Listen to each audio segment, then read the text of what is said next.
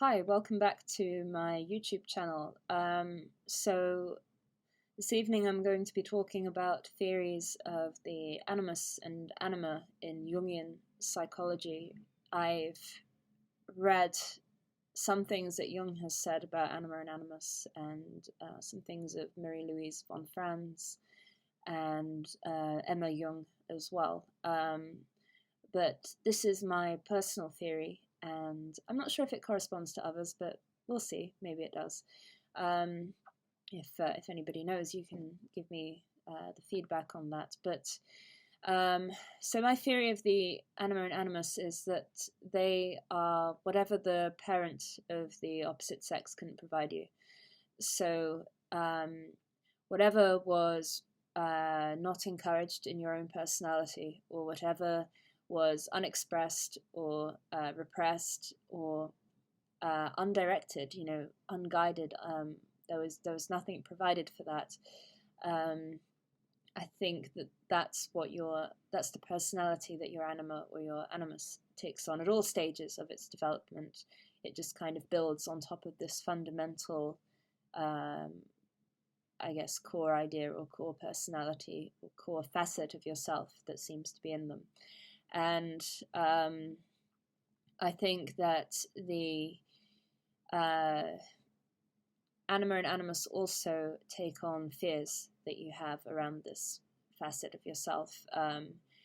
And I guess fears in life generally, they tend to take the brunt of the worst possible things that could happen to you. And in fantasies, you'll often play these things out with the anima and the animus.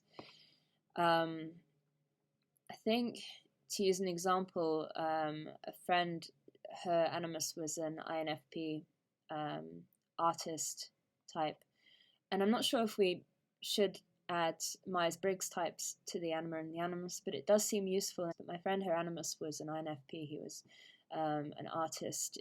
She was an INTP like me, but he was emotional. I guess Kurt Cobain would be a good example of this kind of animus. An artist, creative, emotional, usually strung out also on drugs, but kind of just openly messy kind of character.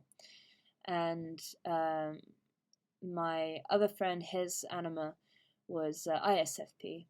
He used the anima and the animus to cope with our own fears and help us in personality development into areas that wouldn't ordinarily be accessed due to our upbringings.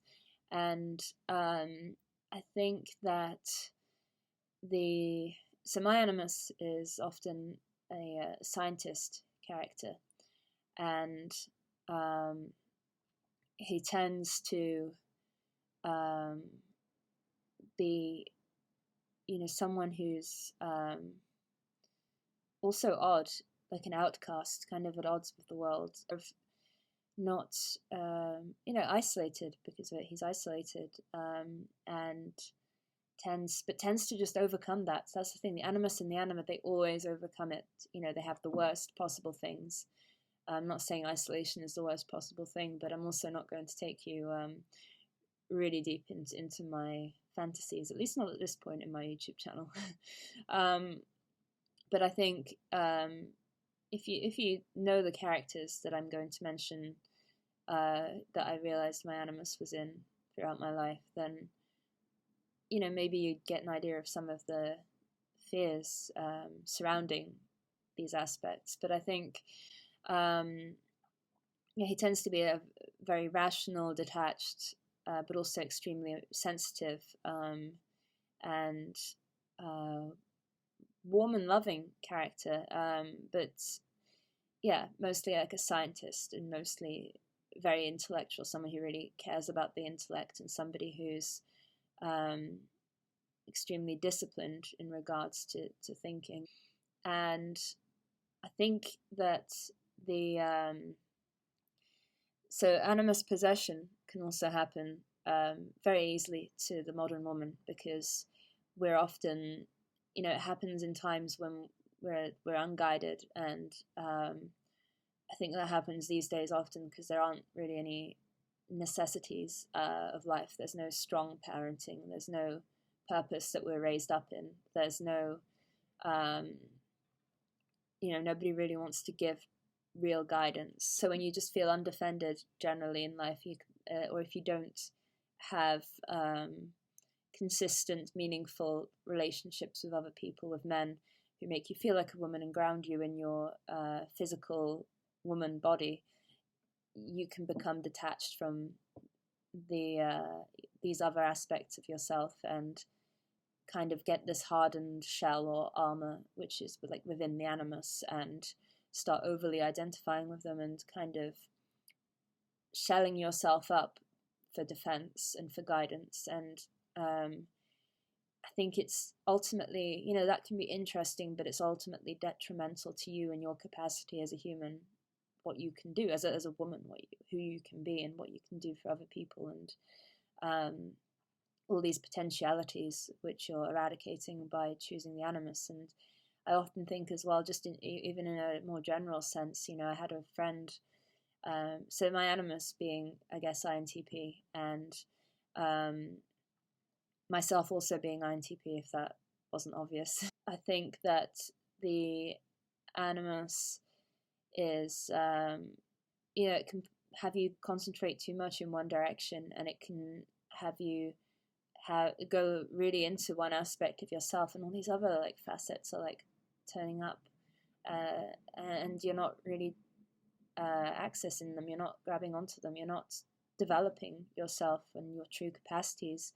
A friend told me, she was like, you tend to lower your own energy. You tend to you don't, you have a lot of confidence and you have a lot of strength of personality and you have a lot of awareness, and but you're not going into that. You're just dampening it down, like darkening yourself, obscuring yourself. And why do that? And she wasn't talking in Jungian terms or in any psychological sense. This was just like a general discussion. And she's Hindu, so we were talking, I guess, about spirituality or senses of energy and just theorizing together. That's something to be aware of, I think, when it comes to the animus. But it can also be extremely useful, extremely directing for your life, and extremely fulfilling to find these things in yourself and to pursue them and to embrace them.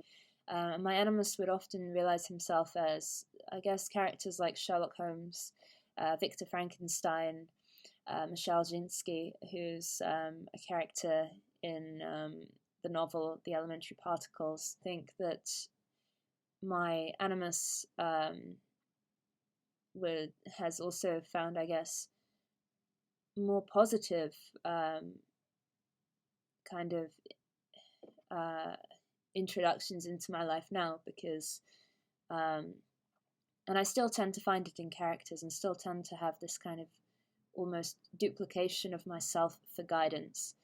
And I think it happens with the anima in the male as well. But these are subjects for another video. This is just a short video, as I'm still getting used to filming and presenting these things that I've thought about, that I think are interesting and would like to share. But I do think the anima, they are what you fear in your own personality. You project the worst possible onto them, and that tends to be their purpose, I think.